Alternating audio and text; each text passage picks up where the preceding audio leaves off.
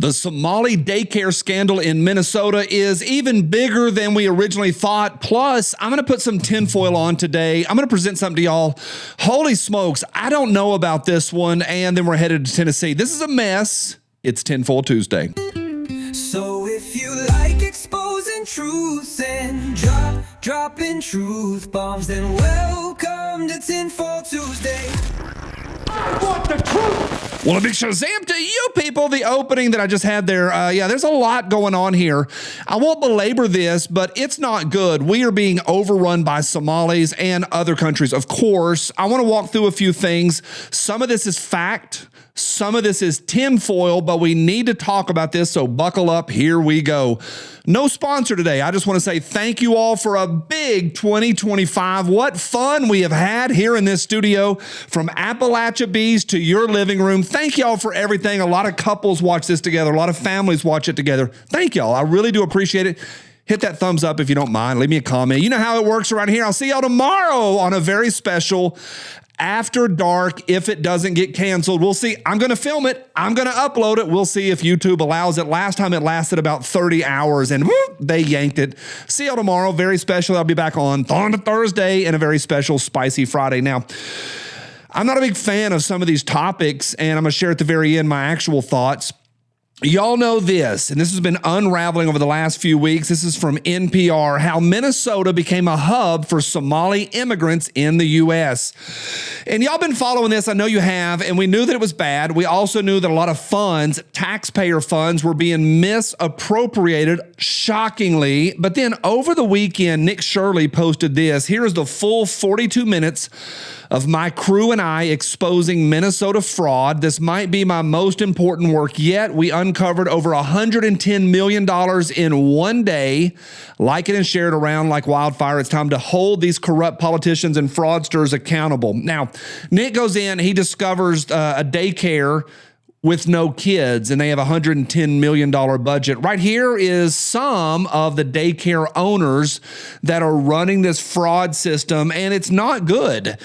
Now, immediately when I started doing research on this, I started stumbling into things about Trump. I'm like, what does Trump have to do with Minnesota daycares? From the Hill, MAGA World zeroes in on Minnesota over fraud scandal. And it opens, look at that. It opens with allies of President Trump. How? How do they do it? How do they get the word Trump in the first sentence about a Minnesota illegal immigrant, some are legal, fraud scandal? How do they do that? How do they get his name in the very opening sentence? Candace, how? You don't get to ask those questions. So as this whole thing unravels, we know at least to date, as of today on Tuesday, there's at least $1 billion that has been misappropriated of taxpayer money, but somehow it's Trump's and MAGA's fault. Now, it's not just limited there.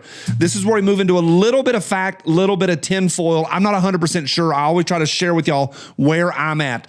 There was a bill in Minnesota, SSHF1. HF1 is the bill, but the SS is special session. This bill over the summer went to the floor and it passed. It's a bill to end Minnesota Care eligibility for undocumented adult immigrants goes to the governor.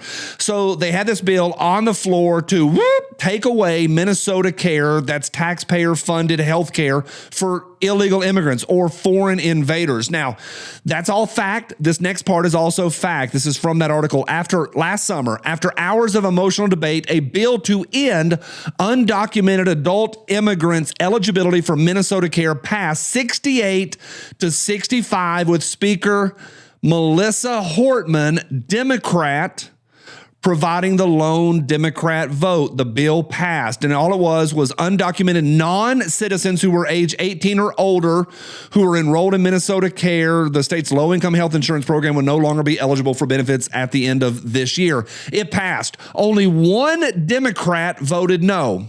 5 days later, she was assassinated. Now, y'all remember this assassination. Some psycho went in and killed several people, including Melissa Hortman, her husband, and her dog. And there's a lot of different thoughts on that. There's a lot of different conspiracies on that. And even Alex Jones said that the shooter was, and tinfoil, the shooter was a patsy and didn't act alone. I don't know about that. This is from Wired. PSYOP, how far-right conspiracy theories about the Minnesota shooting evolved to protect MAGA. I don't know. I did my homework. I did research. I do know this. This is fact. 5 days after she stood against her party for illegal immigrants and getting free health care, she was dead. And we do know it was targeted. It wasn't an accident or a random shooting. She was targeted by that psycho who is now awaiting trial and needs to be put through the wood chipper. Now, it's not just limited to Minnesota. This next story has been on my heart all morning. I don't like it.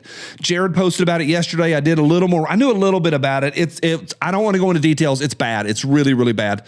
Man accused of raping unconscious woman outside Nashville church. It happened in the summer, but more unfolded over the weekend. His name is Muhammad. The comment section say they all just call themselves that as a joke to the police, so they won't really give up their real name. They just say, my name is Muhammad. And over the weekend, this came out. Advocates outraged. Man accused of church rapes. Slew of previous charges were dismissed. At least we know of 15 arrests, and he kept being released back to the street over and over. And in the articles, they said, oh, well, the justice system just can't is not set up for that, not set up to handle this. Then what's the justice system for? I don't want to go into the details. You can find it online. The woman, it looks like he did it, but unconscious rape in front of a church in Nashville, and then she passed away. She died. She was murdered. And this guy is now, I think he goes before a judge in January. My point is this, is it's not just limited to Minnesota and daycare situations. Tinfoil off, fact. Whether we admit it or not, we're already in a holy war. And I want to say this really clearly. We need to plan, act, think, process, talk, and build and strengthen our communities. Our Christian values we're at war, and they are doing everything they can at every level, whether it's Ilmar Oman, who got into our country, my belief, allegedly, illegally, all the way down to the street level, like in Nashville. At every level, they're coming after us, and they are relentless. It's not just Somali pirates off the coast of Africa or what's limited in Minnesota. It's everywhere. And it's not just Somalians. They're illegal invaders coming to our country to take what we have, and they will be relentless. We are in a holy war, whether we admit it or not. Welcome to Tinfoil Tuesday. We hope you sing along.